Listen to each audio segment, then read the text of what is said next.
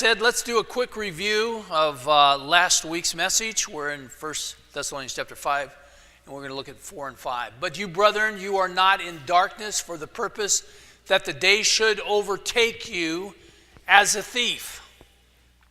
You are all sons of light and sons of day. We are not of the night, neither of darkness. We need to be alert. We need to be, remember, indicative mode here for certainty. That's what that means. Is that we're of the day. We're not of the night. We're not supposed to be sleeping. Sometimes we sleep a little too much, and I catch every now and then somebody sleeping while I'm preaching. And that definitely is a no-no.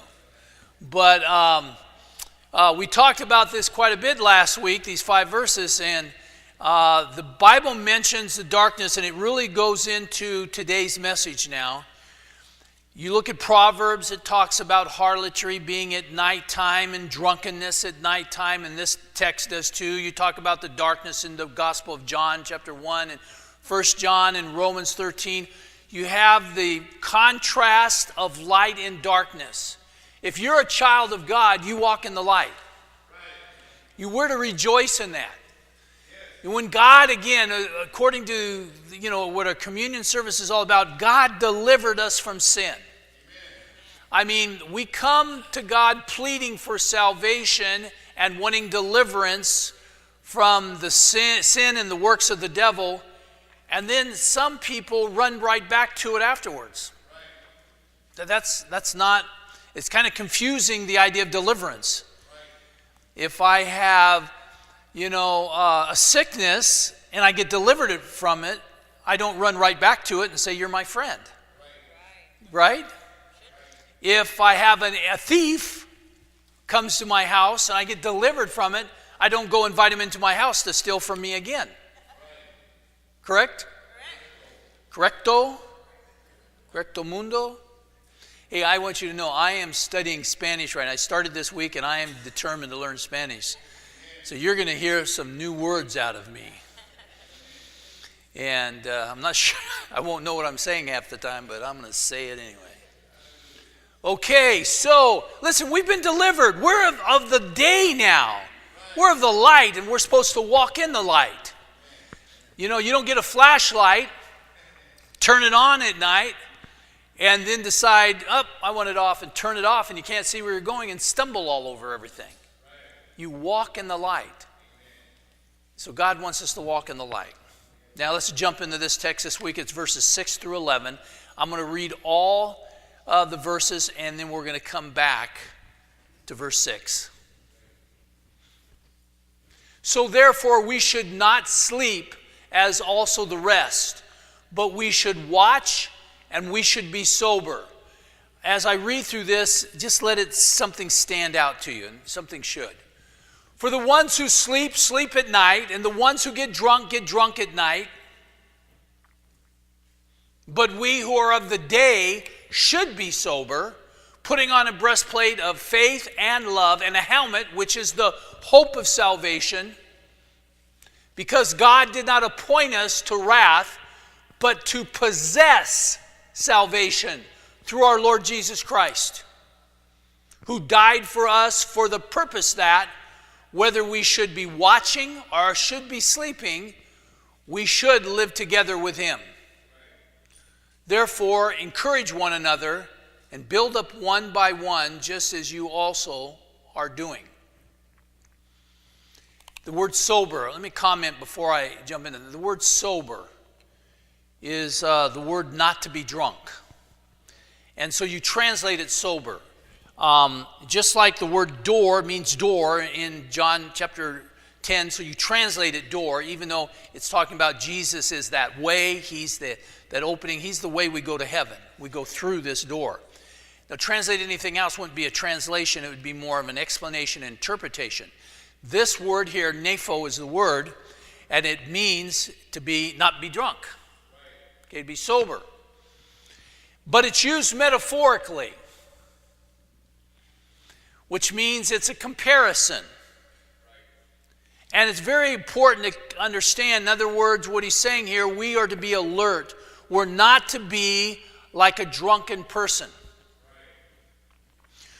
We're not to be intoxicated by the things of this world. And I want you to catch this, because there are imperatives in here that is commanding some of these things. And as Christians, and we are children of the day. If you're saved here today, you're a child of light. You're a believer in Christ and saved and born again. You're a child of the day. We're children of the day. We are not of the night. And we know the contrast here is great because of the night. It explains the wickedness that occurs in that. And you're not of that. Let me encourage you. You're of the day. And so this text is saying we need to be alert. We need to be watching, paying attention. But be alert. Wake up. Don't be intoxicated by the things of this world, by the busyness of this world, by the sins of this world, by the lights of, Las Vegas and the glitter and the sparklies. Don't be intoxicated by the things of this world, but have your full faculties. Be alert. I was watching a program years ago, and it was about some of these crazy accidents. A lot of crazy accidents happen because people aren't paying attention. Some happen because somebody who was supposed to be paying attention isn't paying attention, and it happened to somebody else. But they're not alert. The one that stood out to me, matter of fact, the only one of the whole program, and what I think of many days, I think of this woman. She was definitely a professional woman. She was dressed very nicely. She was in this incredible suit. Her hair was nice. Her suit was nice. She was walking in front of the pack, that were walking down a street, sidewalk and going across the street. And she was walking briskly. She was out in front. And she's going along, just, would you say, immaculate person. And she takes the next step, and she stepped onto the train track, and a train hit her going about 60 miles an hour. You just see her. It was a blink of an eye. You see her take this step, and she was gone, and there's the train. Just like this. As fast as you could snap your fingers. The lights didn't flash. The arm didn't come down to stop the traffic. Some mistake, technical error, electronic glitch, I don't know. But she wasn't paying attention either. It's like stepping onto the street, and even though you might be able to do that, you better look for a car. Correcto? She didn't. She wasn't alert. There had to be some noise of it coming. You would think, we're just thinking about this thing, but I'm telling you, she wasn't alert. You get thinking about the things of this world. She was in a hurry. And I just see her stepping like this and walking, and then pap, she's gone. We get so busy, moving quickly through life. And one wrong event, young people, one wrong event can change your life. One wrong event can end it. All of us have stories, we know. But it's also happened to many of us that things have changed our lives and hurt us. And the call from God in this text is to be alert. Pay attention.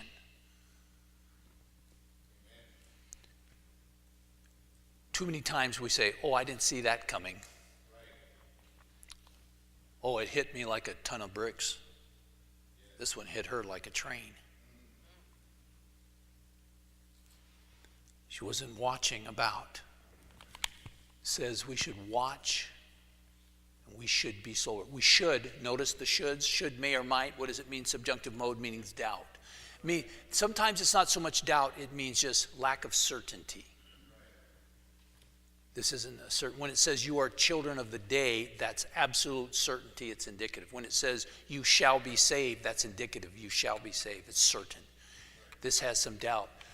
It's not sure if you're sleeping. It's not sure if you're watching. It's not sure if you're sober, but you should be. That's why should comes in. Let's look at Matthew 26:41. Jesus uses this exact same word, and he says, keep watching, imperative, and praying that you may not enter into temptation. The spirit is willing, but the flesh is weak. You know, inside, you might be really willing to live for God. You've been in church sometimes, you come there and say, man, I'm ready, I'm going to do this thing. You get fired up by a message. You get blessed by worship. You have a Bible study, some event in your life, and you ready to commit your life to God and live for Him. But you know what? The Bible says your flesh is weak. Right. Yeah. I was on the cruise a couple weeks ago. And I think I already told you this. It's worth telling again. My family sleeps in, I don't. I go to bed at 2 in the morning, I still wake up at 5 or 6. That's just the way it is. That's what godly people do. And so I was waking up at 6, and so what I did is I said, I'm going to first breakfast. I became a hobbit. And I went to first breakfast. And there I would eat, and nobody was watching. And I just ate whatever I wanted to eat. Mary wasn't there and saying, watch yourself, babe. So if I wanted 4 pieces or 5 or 6 pieces of bacon, I ate them. It was like that dog commercial. You see that? Remember it? Or a little video. And I ate the potatoes, and I ate the eggs. And I even a couple times ate them once, and I said, that just ain't enough. And I went back again. Take my cup, Lord, fill it up, Lord. You know, and man, I had it full several times. You know what? And then I went back, and my wife about then would be getting up. You know, they put a sign above me, men at work. And I went back a couple hours later, and my wife was just getting up and getting ready. When she got up to go eat breakfast, I went again. I was a hobbit. This is second breakfast. And so I ate really good in front of her. I ate my fruit, and I ate my oatmeal, you know.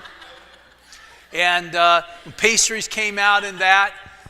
No. Until one day, they made caramel rolls. I am a weak man. And they said, do you want one? And I said, no. I want 2. And they were walking around with a plate with caramel rolls, you know, and I want one for my wife.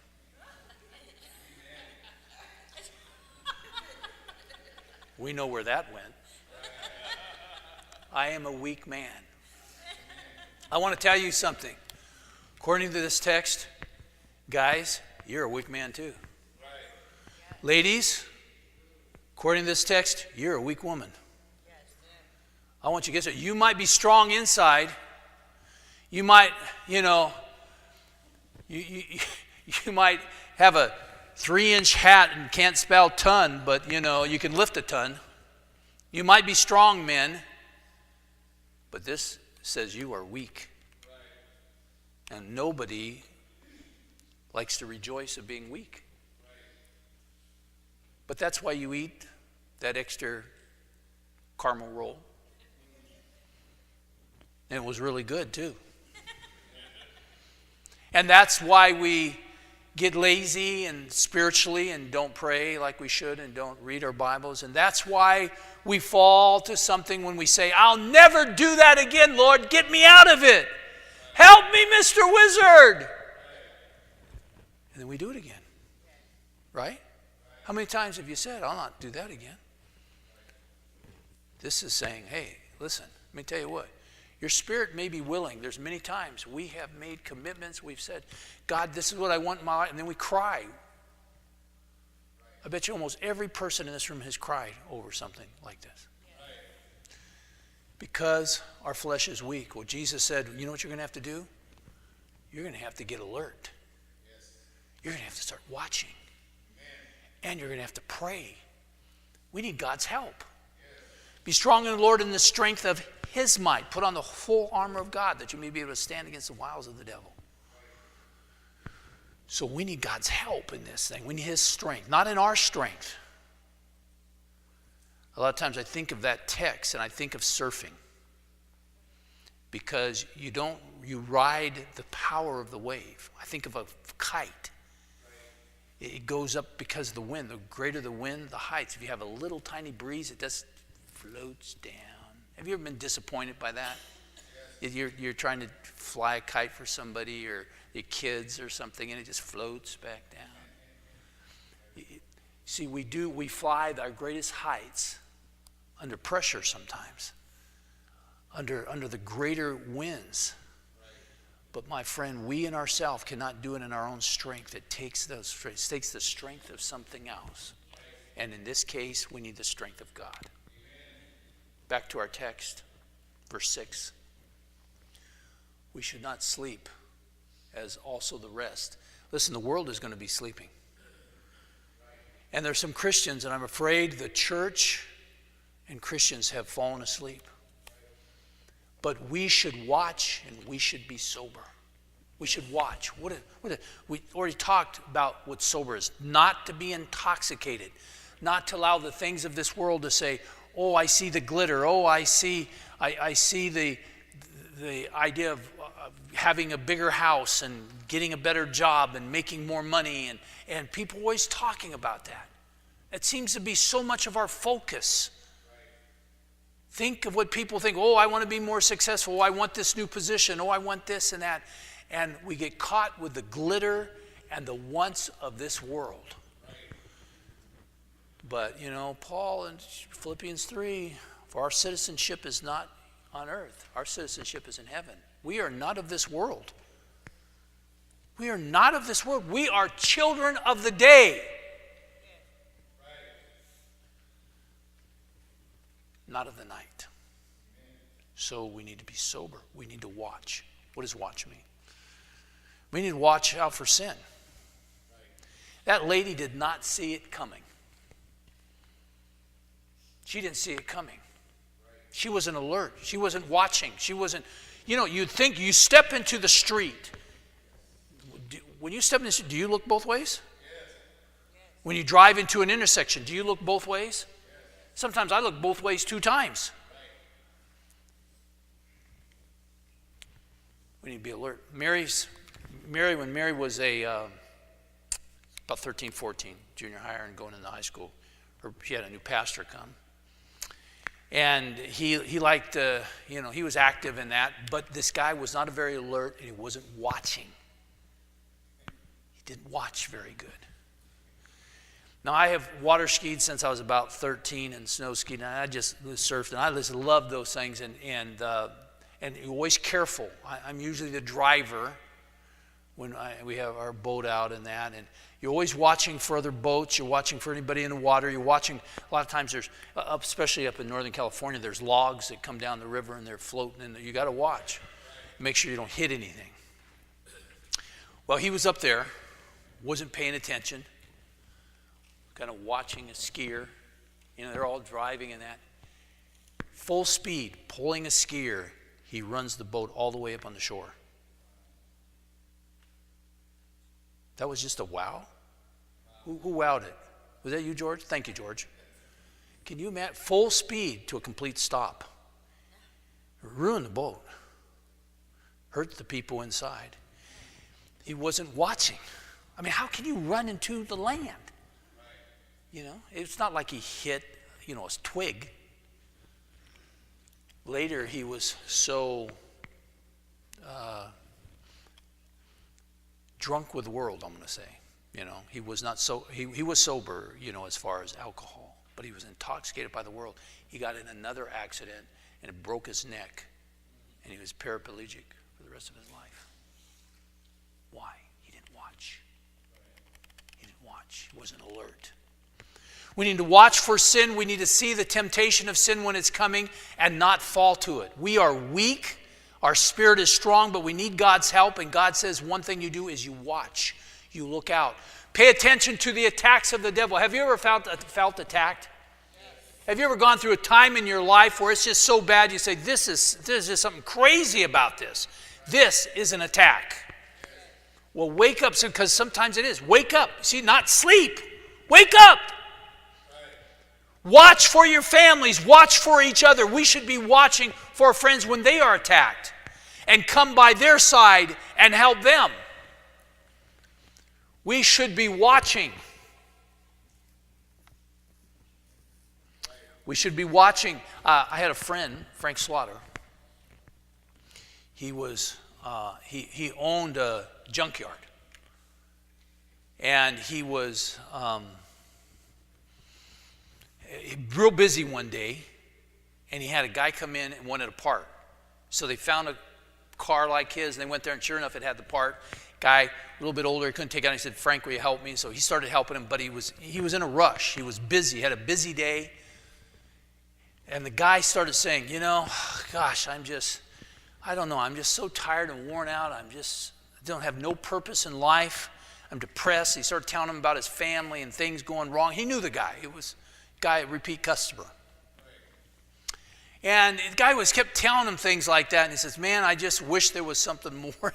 I wish I could get through this thing, and then I don't know how to. Man, I don't even know if I'm going to make it." And he thought a little bit, well, I got to tell him about Christ, but I'm in so much of a hurry I didn't. Well, he didn't, and he said that afternoon the guy had a heart attack and died.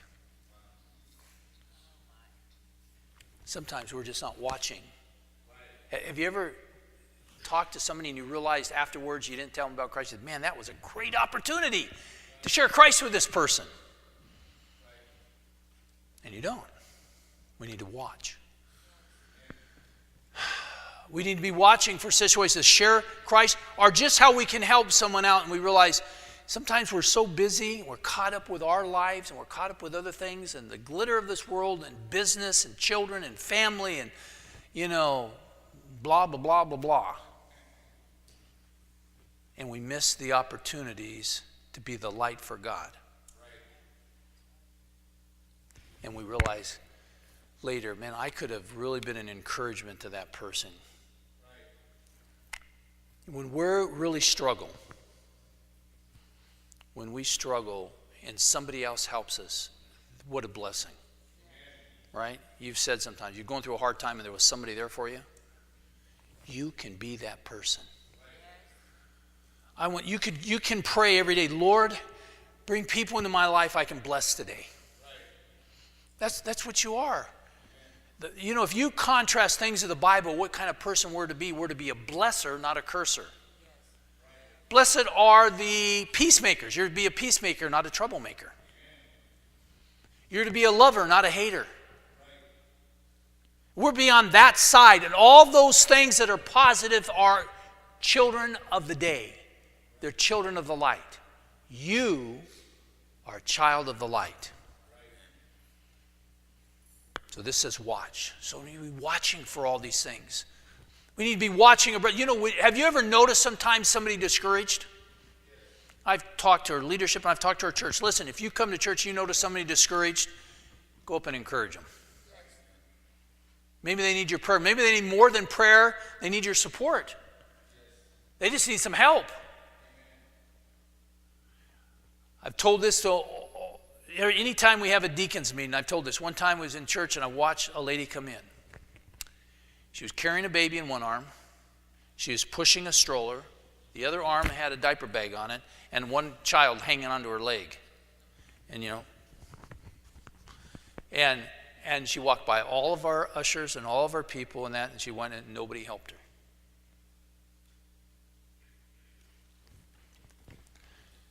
For shame and forsooth on none, so I think the saying is, help her.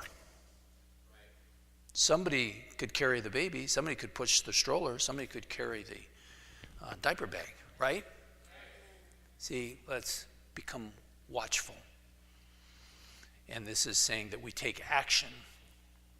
Do we take action on what we see? And what we're alert on. Verse 7. For the ones who sleep, sleep at night, and the ones who get drunk at night. We've already talked about this once today and last week, so we've said enough about it, but remember this. Since you are children of day, since you're children of the light, then you're not of the night. Don't partake of those things. Don't run back to them. When you get discouraged and you're having a bad day, that's when it's all the more important to stay under cover. I'll give you an example. If it's raining and there's storming, that's not when you go out and stand in the rain. You know, said, my umbrella's broke. Okay, I'm going to go out and stand in the rain and really get clobbered. I'm discouraged and things are going bad, so I'm, and everything's just rotten, so I'm going to go out and get drunk and cause more troubles for my life. Get a DUI. Do you think that ever happens? Yeah, like all the time. People just aren't alert. And they're falling to this because they fall back to the tendencies of the children of the night. But you are not, my friend. You are a child of God. You are a child of the day. You are children of the light. Verse 8. But we who are of the day should be sober, putting on a breastplate of faith and love and a helmet, which is the hope of salvation. Let me start with the helmet, which is the hope of salvation. The word hope is the word that means anticipation, expectation. We're expecting salvation, and in our minds, keep it in your heads, keep your head on. That you are a saved child of God. You're not of this world, and you're not to fall with them and be with them because they're the ones who fall. That's when falling comes, is when we forget who we are and who we're with. And we're to put on, it says, you should be sober. There again is that word, be alert. It keeps coming up. And you put on the breastplate of faith and love. Our relationship with God and with others is fundamentally with love. That we have a commitment and that we have that even partially and that emotional draw to God and put Him first in our life. And that we walk in faith.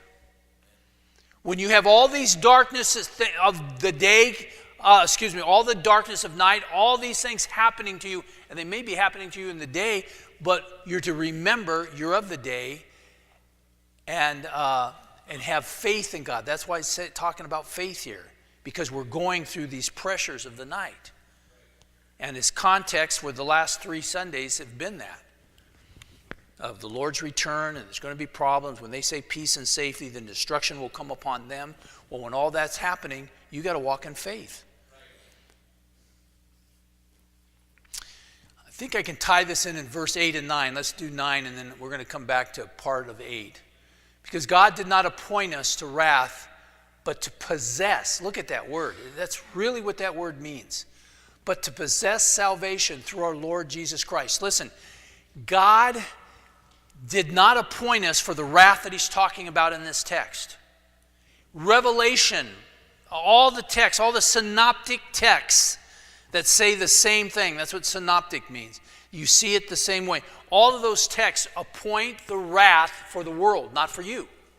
If you're a child of God, God has appointed you. He has placed you. That's what appoint means. It's the word that means to place you, to put you someplace. He's put you in a place to possess salvation. Salvation means deliverance. So you don't have the punishment of wrath. You have the blessing. You have the victory in Christ. But you're not with them, so let's not run with them. That's where Christians make a terrible mistake. So you possess salvation. Think of Balaam. You should know Balaam. It's Numbers chapter 22 in the Old Testament. Children of Israel were wandering in the wilderness and just coming out, and they come to a couple of these different kingdoms of Moab and that, and they come to Balak's kingdom. Balak says, hey, I know a prophet. He's Balaam. Now, it wasn't one of them, but they send a delegation to Balaam. And they say, Balak is willing to give you all this money. Look, we got these camels loaded, man. We got a bunch of camels here for you. Got some great stuff here, and we want to bless you with this. And we want you to just come and curse Israel. And Balaam said, hey, I got to check with God first. So that night he prayed about it and gave it to God, and God told him in a dream, he said, don't go. No can do. No can do. You've heard of fondue. As a Christian, it's no can do. No can do the fondue. You cannot have fun with the world. You can't go. And we a lot of times need to learn no can do. Well, he got up in the morning. He told them, sorry, no can do. God told me in a dream I can't go with you. So the delegation went back. Balak said, man, we need this guy to curse these guys. We're scared of him. So they sent a delegation with more important people, and they go back to him, and they have more camels. They have more gold and more silver and better offering, and these guys are more important. They're a little more articulate, a little slicker in their speech and that. And they convince him to at least pray about it again. So he says, okay, I'll pray about it tonight. God told him tonight. He says, okay, you want to go that bad? Go ahead and go. So next day he gets up and he goes. He says, God says, go, but only speak what I tell you to speak. That's it. Nothing more. So he gets up and goes with him. That's the story where the donkey starts running into the walls. Starts running off, first of all, run off in the field, and then comes back and runs into the wall. And he gets so ticked at this donkey, he starts beating the donkey. And the donkey says, hey man, what are you beating me for? He doesn't actually say it that way, but it sounds good. And he starts arguing with the donkey. And then he looks up and he said, what about that angel over there with the sword? And he said, man, I hadn't been paying attention. Wasn't alert, wasn't watching. And he said, man, this donkey saved my life. And so he went with these guys, even though God really didn't want him to go. How many times do we do that? We get an answer from God, and we push his will. He lets us go, but really doesn't want to. So Balaam goes, and he goes up on a mountain with Balak, and they offer these sacrifices. Goes to God, and God gives him a word, and he shares the word with Balak, and he blesses Israel. He blesses them. He doesn't curse them. He says, man, these guys are going to do great. They're blessed people. They're blessed of God. And Balak said, man, why did you have to do that? So they went to another mountain. Typical. We don't get the answer we want from God. And remember, no, you can't do it is an answer. So yes, it's no. And so they went to another mountain. So we just go to another mountain. We just ask God again. And he asked God again, and Balaam went out and he, prayed, and he got a word from God and gave it to Balak again, and he blessed God. About the fourth time, he didn't go back anymore. He just already knew that he got the message. Sometimes, how many times did it take for God to hit you in the head before you get the message? Okay, I'm hearing right, but how many times? Too many. That's a good answer. I mean, God tells us don't do it, and we do it anyway. And we go back watching and praying, and our spirit is willing, flesh is weak, and we say, oh God, I'm sorry, I blew it again, and here we are again. Good old Brittany, right? Oops, I did it again. And so he got the message. He told them, he said, this is what God said, he's going to bless the people, and that's it. And I'm telling you, he's really going to bless these people. But that's the end of the text. Listen, everybody. Do you realize what happens to Balaam after that? He stays there. Revelation gives you a little clue. He teaches the children, okay, I can't curse them, but what I can tell, you get them to worship false gods, and God's going to curse them because they're not supposed to worship false gods. Read Revelation. So he taught them that, so they do that, and several of the Israelites die over the matter. But then later we find out that Balaam stayed with Balak and them, and he died with them when Israel came in. Balaam lost his life over this. Not only was he not watchful, not only was he not alert, but he stayed with the wrong people. Repeatedly. He heard God's message. We do the same thing. We just go to another mountain and pray again. We go to another thing and say, we go ask another pastor, you think I can do this? We ask another Christian, hey, do you think this is okay? And inside, a lot of times, we know it's not. God has spoken. And we just do it anyway. But God didn't appoint us for this. He didn't appoint, that wasn't God's plan for Balaam to die there. God's plan was to bless Israel. And you only say and then you hightail it out of there, my friend. We're to possess salvation. We're to possess blessing. We're to possess deliverance. Let's learn from Balaam. Even Jesus used the text. What did he say? Remember Lot's wife. He didn't say remember Lot. We know the story, right? Lot, yeah, she looks back. And you could say a lot in that. That's the whole message maybe. She looked back.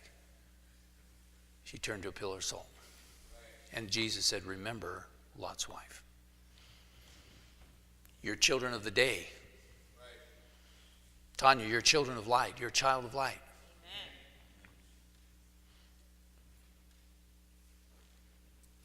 Let's not walk in darkness. Let's not run back to it. Verse 10.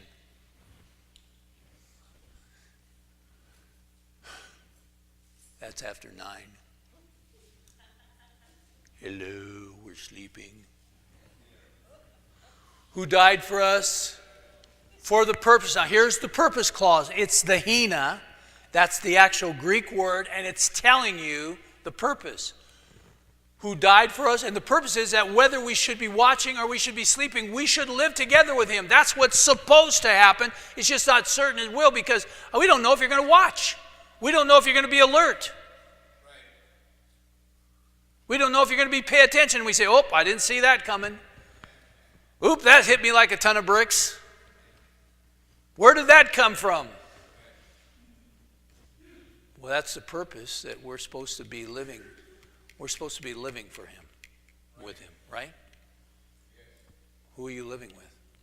Yes. Verse 11, here it is, last verse. Therefore, encourage. This is a command. This is imperative mode, original Greek, very clear. This is a command, and build up is a command. So let's read it now. Therefore, commanded, encourage one another, and commanded. Build up one by one, just as you also are doing. Now, if you look at the interlinear, the reason I do that, give it out sometimes is for a text like this. It's very clear. Let me say, first of all, so let's use the word encourage. Okay, encourage.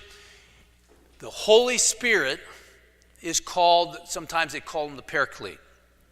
It's actually the Paraclesis or something like that, but I'm not sure why they use that word, but the Paraclete. It comes from para, which means beside, and kaleo, which means to call. He's called beside, and a lot of times it's translated comfort, to help, or to encourage. That's pretty much the three ways this word is translated. The problem is it means all three of them. You follow me? It's a word that is basically, help might be the best because you're called. When you help somebody, it doesn't matter what you're helping them with, you're helping them completely. So the Holy Spirit has been called beside us to help us, and you are called beside others to help them. Okay, we got that?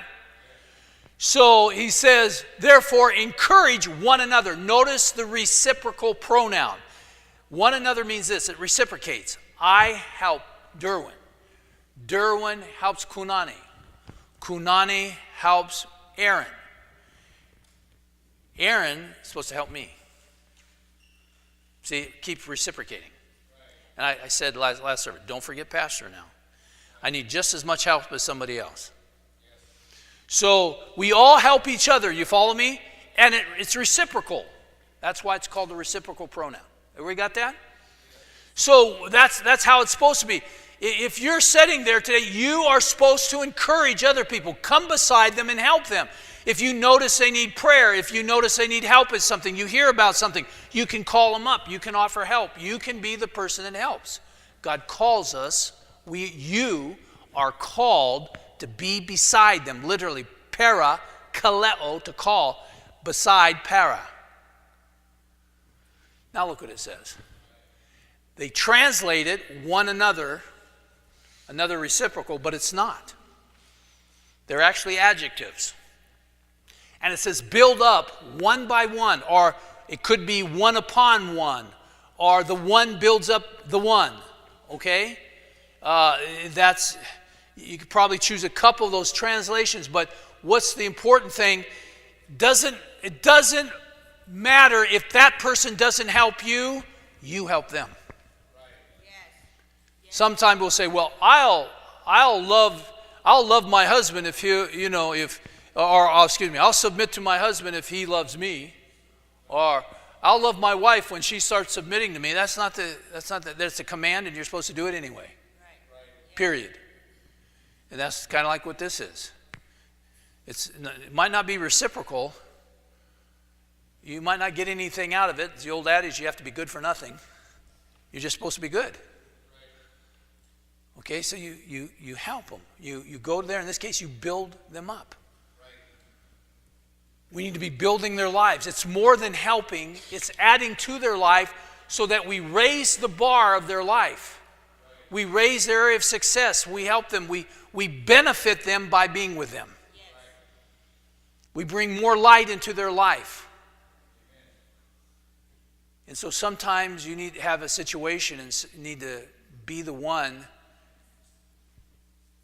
As Zig Ziglar said in his book, See at the Top, people do more in their life than they thought they could because somebody thought they could.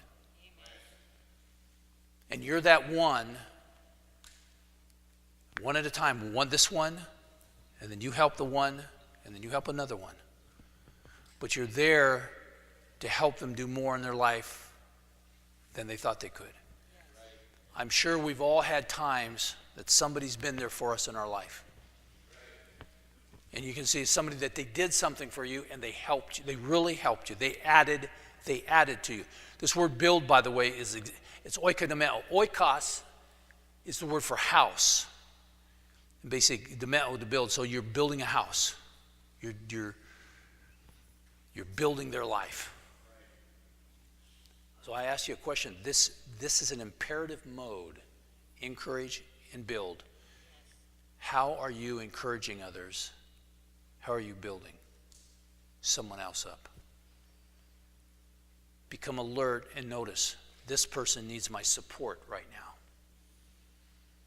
This person needs a little help of cleaning up. This person needs a little help with their finances. This person needs a little help just inside because they're just devastated. They're depressed. They're discouraged. And I'm going to take them out. We're going to take them out to dinner. Or we're going to take them out to the beach or do something to have a good time. How are you building someone up? Because it's commanded that you build the one. That is actually the most literal translation here. Build the one. How are you doing that? How are you encouraging people? Some people are gimme people, and they're just looking, I go to church and I expect a blessing. I want everybody to bless me and do this. This is, you are supposed to be the blessing to others. So let me tell you, you are a child of the day. You are a child of the light. And we're called to be alert for, as children of the light, we're supposed to see things and know what's happening and protect others and bless others. That's what we're to do. Instead of bring people down, bring them up. Instead of, turning people off, turn them on. Be a blessing to people. That's the challenge.